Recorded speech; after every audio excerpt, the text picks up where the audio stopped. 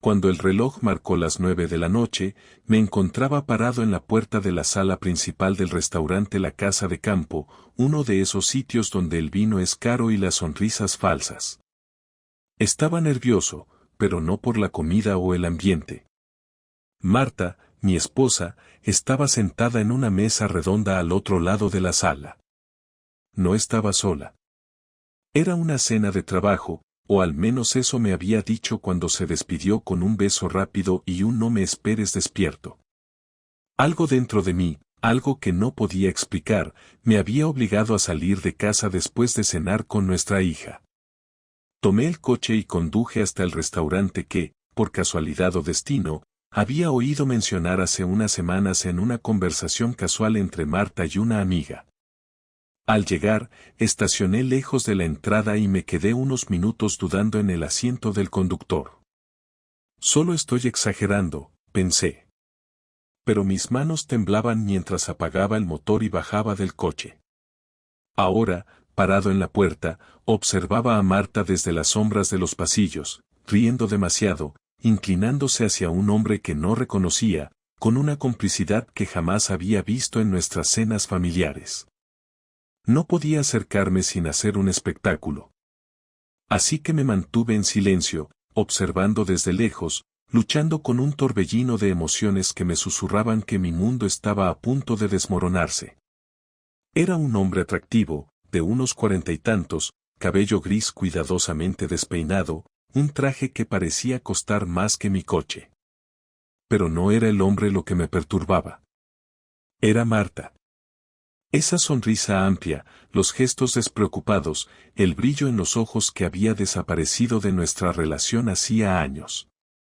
Mi pecho se apretaba mientras veía cómo él le servía más vino, tocaba suavemente su mano al hablar, y como ella no retiraba la suya. No hacía falta escuchar la conversación para entender que no se trataba de trabajo. Tomé una decisión en ese instante, no iba a esperar a que me lo explicara con mentiras o excusas. No sabía qué haría exactamente, pero estaba seguro de que algo iba a cambiar, y no sería para bien. Este enfoque directo y tenso te coloca inmediatamente en el centro del conflicto. ¿Quieres que siga en esta línea o ajuste algo? Mis manos sudaban mientras me alejaba del restaurante, las llaves del coche apretadas en el puño como si fueran un ancla que me mantuviera conectado a la realidad. Tenía el impulso de entrar de nuevo y hacer un escándalo, exigirle explicaciones frente a ese hombre, pero algo me detuvo. Era miedo, no de ella, sino de la respuesta. ¿Qué podía decirme que justificara lo que acababa de ver? Absolutamente nada. En el camino de vuelta a casa, el silencio del coche era ensordecedor. Marta aún estaba en el restaurante, sin imaginarse que yo sabía lo suficiente como para que nuestra vida nunca fuera igual. Me forcé a pensar con claridad. Había visto algo, sí, pero si iba a enfrentarla, necesitaba pruebas irrefutables. No quería darle margen para negar, para tergiversar. Y con eso en mente, tomé un desvío. Mi hermano Tomás, que vivía a solo 20 minutos de nuestra casa, tenía algo que me podía ayudar. Tomás era técnico informático y tenía un taller lleno de dispositivos y gadgets que podía configurar para obtener respuestas. Era discreto y leal, pero también directo. Cuando le expliqué lo que había visto, no trató de consolarme ni de minimizar la situación. Esto no pinta bien, Javi, dijo, mientras conectaba un pequeño rastreador a mi coche. Este dispositivo puede rastrear la ubicación de su móvil en tiempo real. No te garantizo que sea infalible, pero al menos sabrás dónde está y con quién.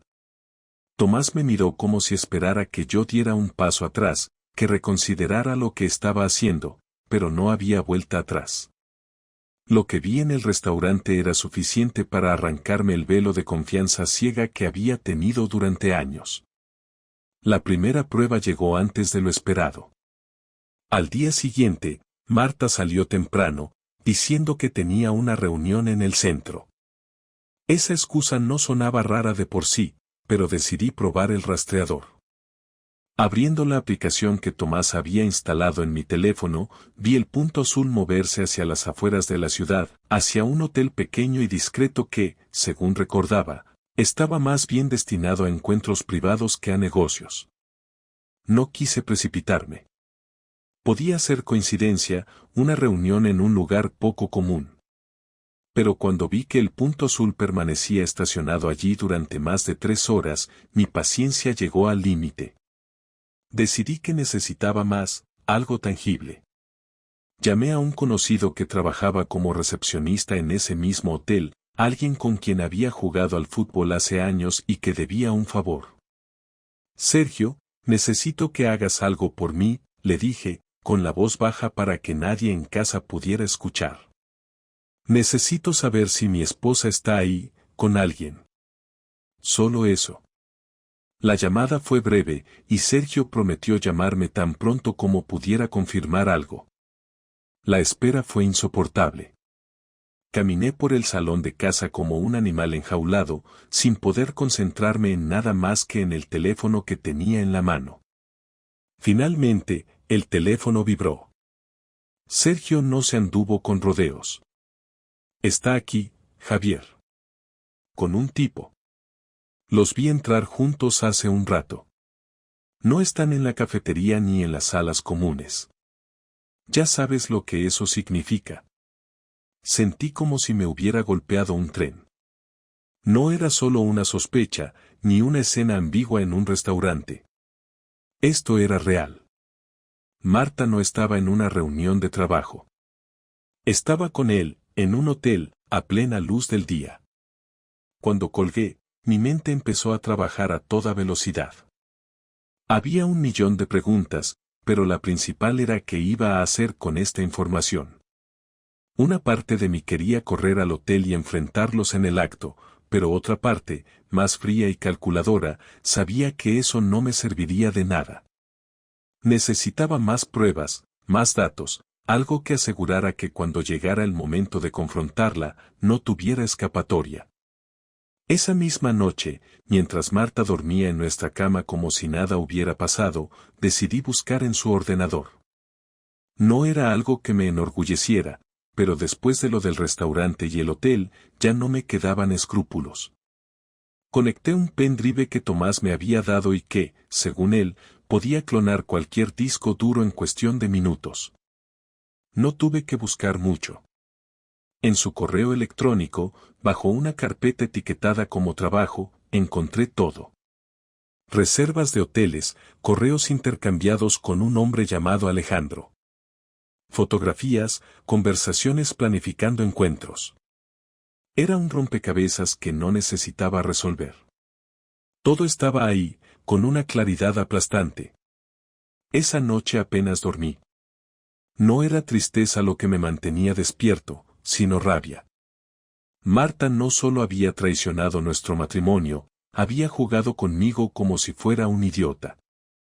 Al amanecer, mientras ella preparaba el desayuno como si nada hubiera pasado, supe que el enfrentamiento era inevitable. ¿Cómo te parece el desarrollo? La tensión sigue creciendo y la historia se enfoca en detalles concretos y decisiones clave. Había pasado todo el día preparando el terreno. Marta llegó a casa al anochecer, como de costumbre, con esa sonrisa casual que ahora me parecía una máscara. Yo estaba en la cocina, terminando de preparar la cena. Alba estaba en su habitación haciendo la tarea, y el ambiente en la casa parecía normal, al menos para ella. Decidí que no iba a esperar más. No había motivo para seguir fingiendo que todo estaba bien. Cuando Marta entró y dejó su bolso sobre la mesa del salón, la llamé con voz firme desde la cocina. Marta, ven un momento. Necesitamos hablar. Ella asomó la cabeza, con el rostro ligeramente confundido, pero no alarmado. La señalé para que se sentara en la mesa. Me quité el delantal y me senté frente a ella, cruzando los brazos. ¿Qué pasa?, preguntó, con esa voz de rutina que usaba cuando las conversaciones se inclinaban hacia asuntos prácticos o triviales. Quiero que seas completamente honesta conmigo, dije, directo al grano. ¿Qué está pasando entre tú y ese hombre, Alejandro? La expresión de Marta cambió en un instante. Sus ojos se abrieron más de lo normal, y por un breve momento, la vi buscar en su mente alguna respuesta. Ese segundo de duda fue todo lo que necesitaba para confirmar que sabía de lo que hablaba. ¿De qué estás hablando?, intentó decir, aunque la tensión en su voz era palpable. No juegues conmigo, Marta. Sé que te vi con él en el restaurante, y sé que has estado viéndolo en otros lugares. Tomé mi teléfono y lo dejé sobre la mesa, con las capturas de pantalla de las reservas de hoteles y los correos abiertos en la pantalla. Ella miró el teléfono, pero no lo tocó.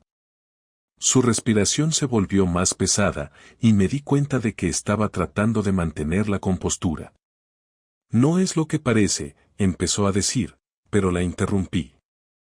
No me digas eso, Marta. No me trates como si fuera un idiota. Todo está aquí. ¿Qué excusa puedes darme para esto? Hubo un momento de silencio incómodo. Finalmente, Marta suspiró y bajó la mirada, como si estuviera considerando la mejor manera de responder. Alejandro, es un amigo. Es alguien con quien puedo hablar. Alguien que me entiende. Solté una risa amarga, incapaz de contener la incredulidad. ¿Un amigo? ¿Así llamas a un hombre con quien reservas habitaciones de hotel? ¿Con quién intercambias mensajes sobre lo emocionada que estás por verlo? ¿Crees que soy tan ingenuo? No, no lo entiendes, Javier. Esto no empezó como algo físico. No era mi intención. ¿Y cómo terminó, Marta? La corté de nuevo, subiendo un poco la voz. No quería que Alba escuchara, pero mi paciencia se estaba agotando. Ella finalmente levantó la mirada, y pude ver lágrimas en sus ojos. Pero no era suficiente para apagar mi enojo. Sí, cometí un error, Javier. Fue un error. Yo, no sé qué me pasó. Me sentía sola, ¿vale?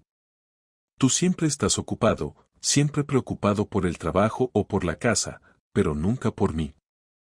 Esa frase me golpeó como un ladrillo. No porque fuera una excusa válida, sino porque era el tipo de argumento que buscaba justificar lo injustificable. ¿Sola? ¿De verdad? ¿Y tu solución fue acostarte con otro hombre? La miré con una mezcla de rabia y decepción. ¿Eso es lo que haces cuando te sientes sola? No digas eso como si yo fuera la única culpable. Espetó, de repente pasando a la ofensiva. ¿Alguna vez te has preguntado cómo me siento yo? Todo en nuestra vida gira en torno a ti, a lo que necesitas, a lo que haces. ¿Y yo?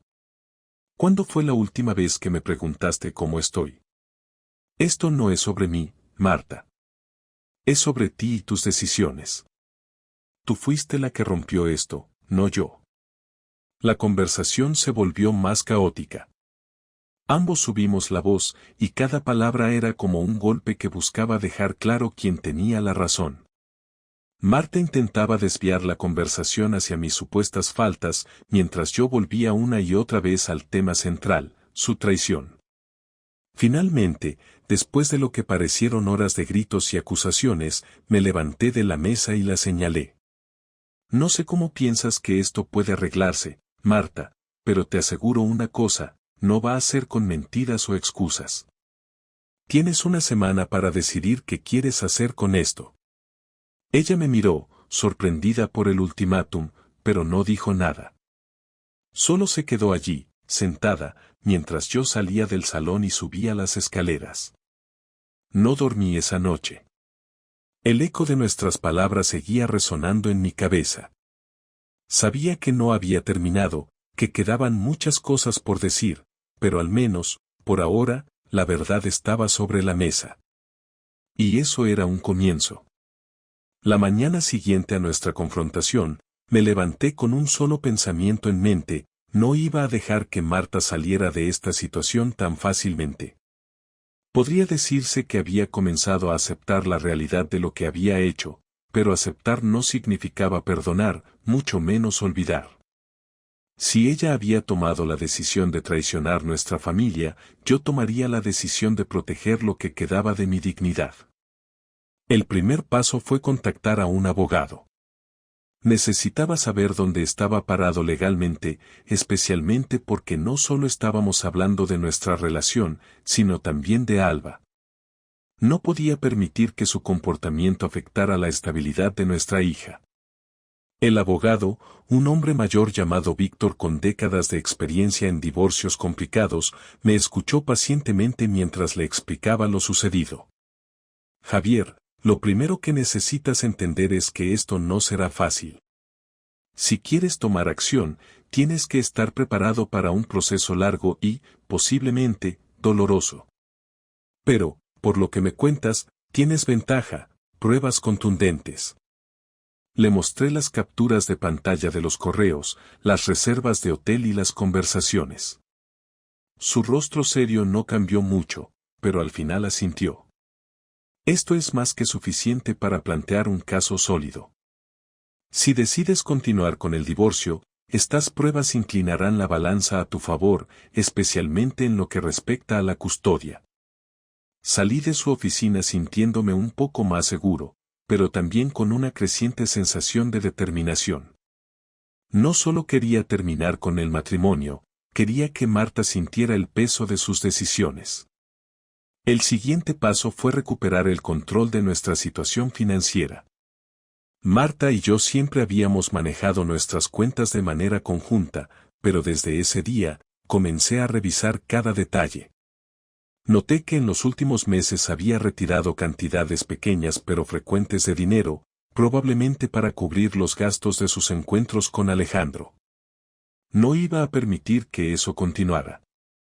Fui al banco esa misma tarde y cerré nuestra cuenta conjunta, transfiriendo la mayor parte del dinero a una cuenta a mi nombre. Dejé lo suficiente para cubrir los gastos del hogar y los de Alba, pero nada más. Si Marta quería seguir con su amistad especial, tendría que encontrar otra forma de financiarla. La parte más complicada de mi plan fue contactar directamente a Alejandro. Sabía que era arriesgado, pero quería que él también sintiera las consecuencias de lo que había hecho. Utilicé uno de los correos electrónicos que había encontrado para escribirle un mensaje breve y directo. Sé quién eres y sé lo que hiciste.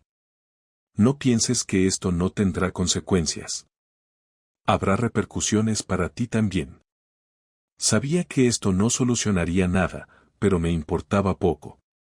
Era más una forma de desahogo, una manera de dejar claro que no estaba dispuesto a quedarme en silencio mientras ellos seguían adelante como si nada hubiera pasado.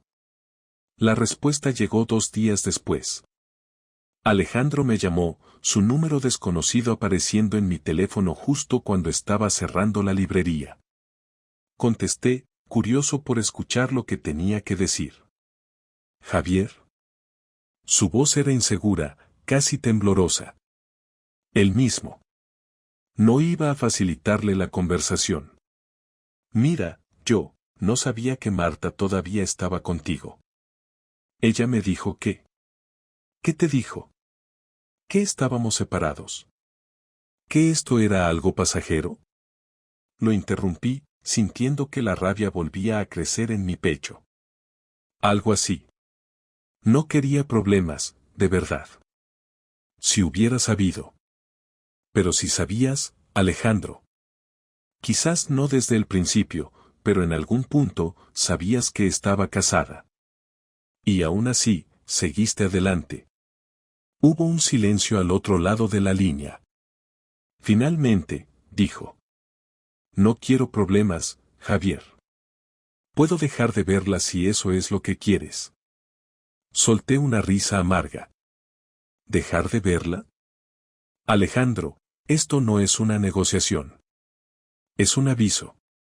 Mantente alejado de mi familia o asegúrate de que esta historia llegue a tu jefe, tus compañeros, y cualquiera que esté interesado en saber en qué gastas tu tiempo libre. Colgué antes de que pudiera responder. Era una amenaza vacía, lo sabía, pero me daba cierta satisfacción saber que, al menos por un momento, se sentiría tan expuesto como yo me había sentido al descubrirlo todo.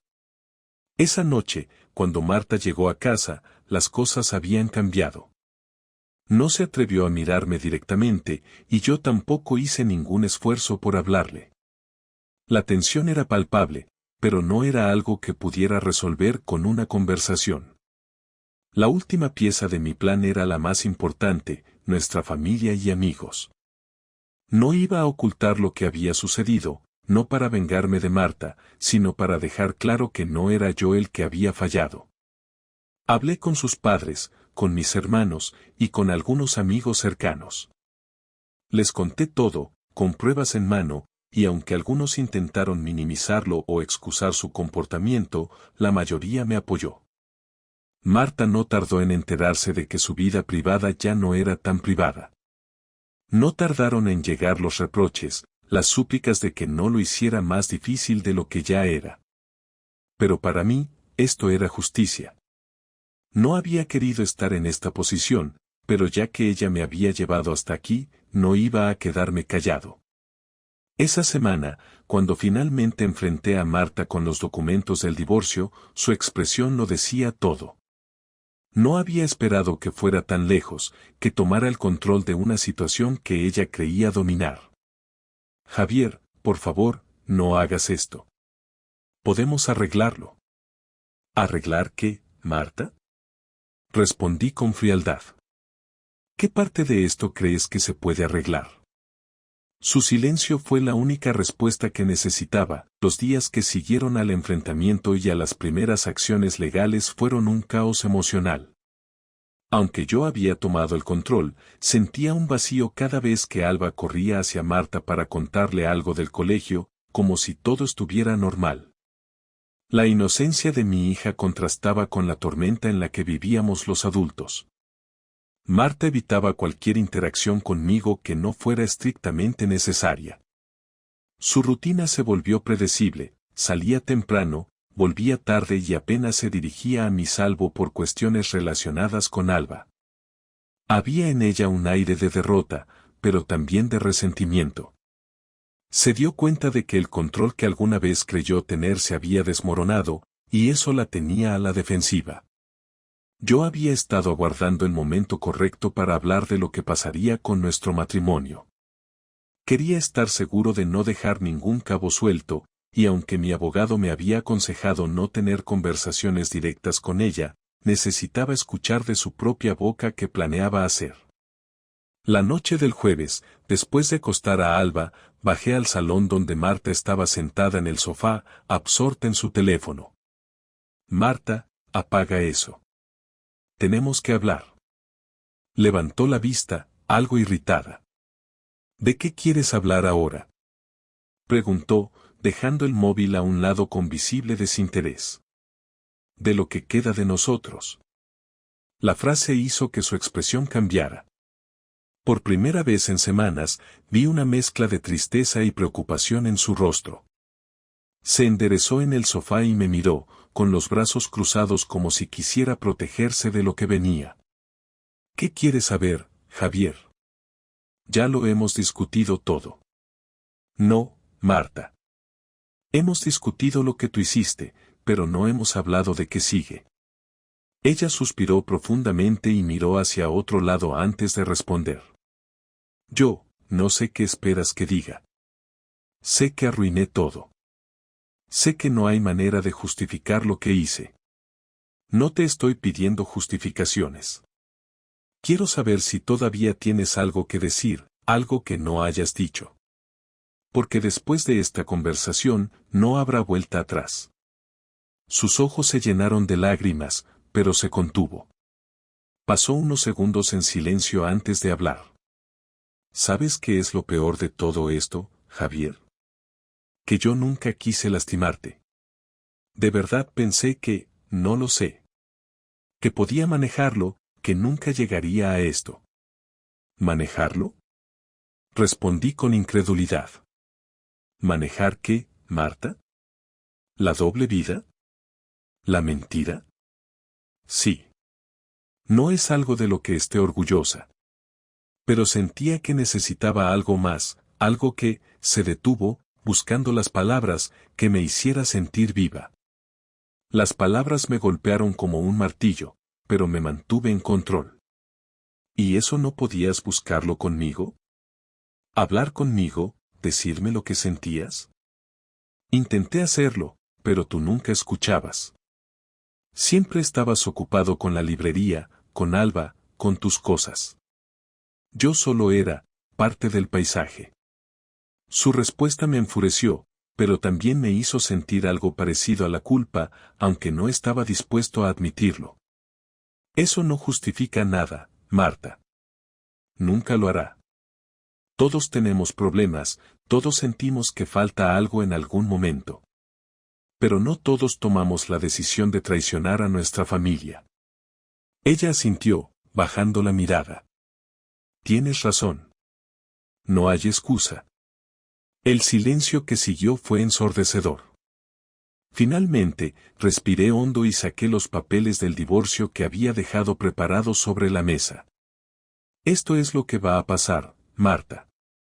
Vamos a divorciarnos. Yo voy a quedarme con la custodia principal de Alba. No te voy a negar el derecho a verla, pero quiero que quede claro que ella no tiene que pagar por tus errores. Ella tomó los papeles, pero no los miró. ¿Eso es todo? Preguntó con voz apagada. No. Quiero que te vayas de la casa. Esta no es una situación saludable para nadie. Puedes quedarte un par de semanas para encontrar un lugar, pero después de eso, necesitas irte. ¿Y cómo voy a pagar un lugar nuevo? Preguntó, con una pizca de desesperación. No lo sé, Marta. Eso es algo que tendrás que resolver. Ya has estado retirando dinero sin decirme nada, así que supongo que no será tan difícil. Ella me miró con los ojos llenos de rabia, pero no dijo nada. Sabía que no tenía derecho a defenderse. No quería que terminara así, Javier, dijo después de un largo silencio. Ni yo. Pero tú decidiste cómo terminaría esto, no yo. Esa fue nuestra última conversación importante. Marta firmó los papeles un par de días después y empezó a empacar sus cosas. No hubo más discusiones, más reproches, más súplicas. Era como si ambos supiéramos que ya no quedaba nada por salvar. Los días que siguieron fueron extraños, casi surrealistas. Marta seguía en la casa, pero apenas cruzábamos palabras. Alba, por suerte, no parecía notar el cambio, aunque sabía que pronto habría que explicarle lo que estaba pasando. Cada vez que veía a Marta caminar por la casa, sentía una mezcla de alivio y tristeza. Había amado a esa mujer, había construido una vida con ella, y ahora, todo se reducía a un final frío y calculado. Pero sabía que era lo mejor. El día que finalmente se fue, no hubo despedidas emotivas ni escenas dramáticas. Simplemente recogió sus cosas, me dejó un juego de llaves sobre la mesa y se marchó. La vi desde la ventana mientras subía al taxi que había pedido. Y cuando desapareció de mi vista, me sentí aliviado, pero también vacío. Sabía que había hecho lo correcto. Sabía que no había futuro juntos. Pero eso no hacía que doliera menos. El primer fin de semana después de que Marta se fue, la casa estaba inquietantemente tranquila. Alba estaba con mis padres, quienes insistieron en llevarla al parque para mantenerla distraída mientras yo organizaba mis pensamientos. En realidad, creo que mi madre sabía que necesitaba estar solo. Ese silencio era tan nuevo como incómodo, pero lo acepté. Era mi nueva realidad, y tenía que aprender a vivir con ella. La primera tarea fue establecer una rutina. Siempre había sido organizado, así que decidí centrarme en la librería y en Alba. No tenía tiempo para lamentos, el dolor seguía ahí, pero entendí que revolcarme en él no cambiaría nada. Esa semana, dediqué todas mis horas al negocio, reorganizando estanterías, revisando inventarios y enfocándome en atraer a más clientes. Trabajar con libros, historias de vidas ficticias y aventuras lejanas, era un refugio para no pensar demasiado en la mía. Sin embargo, todo el trabajo en el mundo no podía llenar el vacío que sentía al final del día. Volver a casa, abrir la puerta y no escuchar el sonido de Alba jugando ni el ruido de Marta en la cocina me hacía sentir que, por mucho que me convenciera de lo contrario, algo había muerto en esa casa. La realidad me golpeó con más fuerza el martes por la tarde, cuando recibí un mensaje de Marta. Quiero ver a Alba el próximo sábado. Podemos hablar sobre un horario para las visitas. Miré la pantalla durante varios minutos, sopesando cómo responder. Marta tenía derecho a ver a nuestra hija, y yo no iba a usar a Alba como una herramienta de venganza. Finalmente, escribí una respuesta breve. Está bien. Podemos organizar algo ese día. Cuando llegó el sábado, Marta llegó puntual, como siempre lo hacía cuando algo realmente le importaba. Alba corrió hacia ella al verla, y no pude evitar notar la mezcla de alivio y tristeza en los ojos de Marta al abrazarla. Me retiré al salón para darles espacio, pero podía escuchar desde la distancia cómo Alba le contaba emocionada cosas sobre el colegio, sobre sus abuelos, sobre cualquier cosa que se le ocurriera. Cuando Marta finalmente se levantó para despedirse, la acompañé hasta la puerta. Nos quedamos allí, mirándonos, sin decir nada por un momento. Finalmente, fue ella quien rompió el silencio. Gracias por dejarme verla. Es tu hija también. No estoy aquí para complicarte eso. Lo sé. Y, siento mucho todo esto, Javier. De verdad lo siento. Quería responder, decirle que sus disculpas llegaban tarde, que no cambiaban nada, pero no lo hice. ¿Para qué? Ya no tenía sentido seguir discutiendo sobre algo que no se podía arreglar. Espero que encuentres lo que estabas buscando, Marta. Ella asintió, con los ojos llenos de lágrimas, y salió sin decir nada más. Con el paso de las semanas, la vida comenzó a estabilizarse. Alba y yo nos adaptamos a nuestra nueva rutina. Las mañanas eran caóticas, pero también eran momentos que compartíamos, desde elegir el desayuno hasta discutir qué ropa llevaría al colegio. Las noches eran más tranquilas, le leía un libro antes de dormir, algo que no había hecho tan seguido cuando Marta estaba en casa. En esas pequeñas cosas encontré un consuelo inesperado. Aunque la herida seguía abierta, Alba me recordaba lo que realmente importaba. Había perdido a mi esposa, pero no iba a perder a mi hija. Decidí también trabajar en mí mismo. Comencé a ir al gimnasio después del trabajo, no solo para mantenerme ocupado, sino también porque necesitaba sentir que estaba recuperando el control sobre algo. Incluso comencé a ver a un terapeuta, alguien que me ayudara a procesar todo lo que había pasado. No era algo que hubiera considerado antes, pero pronto me di cuenta de lo necesario que era. Mis sesiones con el terapeuta me llevaron a reflexionar sobre muchas cosas, no solo sobre mi matrimonio. Hablamos de cómo había permitido que la rutina dominara mi vida, de cómo había ignorado señales que ahora parecían tan obvias, pero también de cómo tenía derecho a sentirme herido y traicionado sin culparme por lo ocurrido. Una tarde, mientras organizaba la librería, una clienta frecuente, una mujer mayor llamada Dolores, me hizo una pregunta que me dejó pensando. ¿Cómo estás, Javier? De verdad, ¿cómo estás?